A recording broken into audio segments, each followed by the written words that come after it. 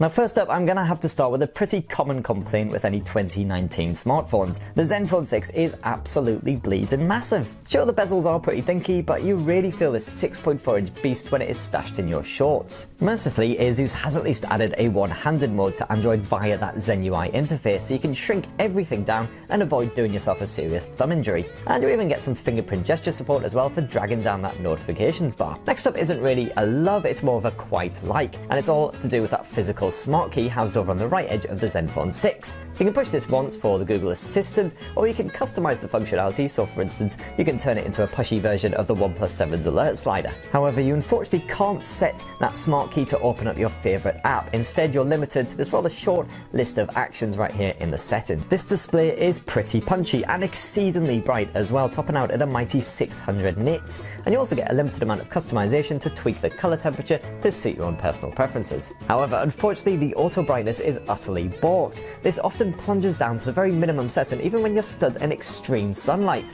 which I know. Now, something that's definitely slapped into the love category is the audio chops of the Zenfone 6. You get an actual headphone jack for plugging in a proper wired pair and full DTS-X support as well. You can piddle about with the audio range to suit your choice of music and enjoy supported content with full surround sound. And if you do decide to go wireless, of course, you've got full Bluetooth 5 support with aptX HD also on board. Another entry for the love category is the performance. The Zenfone 6 is basically speedier than Usain Bolt with a firecracker lodged in his rectum. Packed inside this phone, you get a Snapdragon 855 chipset backed by either 6 or 8 gigs of RAM. So basically, you can do whatever the fudge you like and everything will be nice and nippy. Plus, with a bit of Game Genie feature action as well, you can live stream or record your gaming sessions and block all those pesky notifications, so your mum doesn't distract you from your PUBG session just to tell you that anti-mod piles are acting up again. And there's a performance boost feature on board as well, like you'll be needing that anytime soon. You'll still more than comfortably make it through a full day of play on a full charge, even with plenty of people want to charge it up every night just to be sure. You do still get a fair few bonus features chucked on top, similar to the likes of Oxygen OS. These include welcome bits like a proper dark mode, plenty of gesture support, and stuff that I've already banged on about like the one-handed mode and that Game Genie effort. It's all a very clean and neat package and really rather spiffing. But that all changes with the Zenfone 6, in no small part because of that funky flip camera. So first up, while many mobile rivals now come packing at least a triple lens setup, the Zenfone makes do with just two. There's a 48 megapixel primary lens complete with a Sony IMX586 sensor, which has proven very popular. You'll also find it on the likes of the OnePlus 7 Pro and plenty of other recent handsets. And that's backed up by a 13 megapixel ultra wide angle lens which sits alongside it. At any time you can switch between the two camera lenses with just a tap of these icons down here, swapping from a standard view to that wide angle effort in roughly a second. Thankfully, the secondary shooter still captures clean looking photos with natural color reproduction, just like the primary sensor, so you're not sacrificing image quality to get that wider viewpoint. And as you can see, it does capture a nice broad shot. You can get plenty of stuff in there, which makes it perfect for capturing a big wide vista or just a large group of people. In the autophoto mode, you also have a bit of AI scene detection similar to the likes of the Huawei smartphones. This is supposed to recognize stuff like flowers, pets, text, things like that, and then automatically adjust the camera settings to take the best possible shot. Here on the Zenfone 6, the setting is tucked away in the settings menu, so you can't just quickly knock it on or off when desired.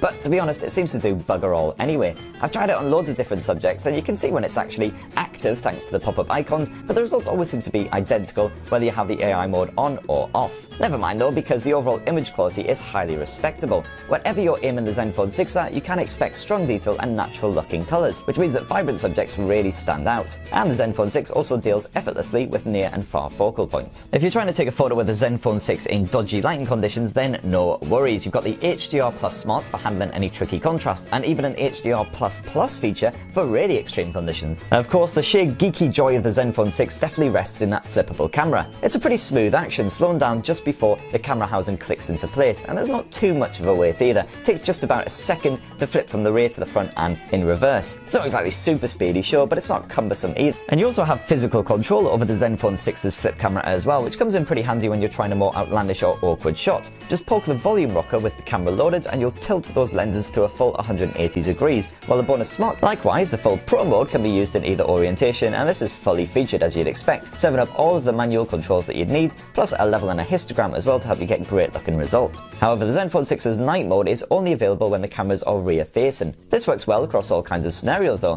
for instance brightening up a shot that is uniformly murky, or alternatively balancing out a night shot with some lighter elements such as these glowing shop signs. In the latter case, these darker elements aren't as clear as they would be with a rival like Huawei's night mode or OnePlus's brilliant new Nightscape 2, but the results are still bloody good. 4K resolution footage at up to 60 60 frames per second for an ultra hyper-realistic finish. In-drop protection, so the camera will quickly zip back into position if the phone detects that it's in freefall. And last up, I do love the Zenfone 6's asking price. This thing starts at just €499 for the entry-level model, which packs 6 gigs of RAM and 64 gigs of storage, rising at just $599 for the absolute top premium Billy Big Bollocks.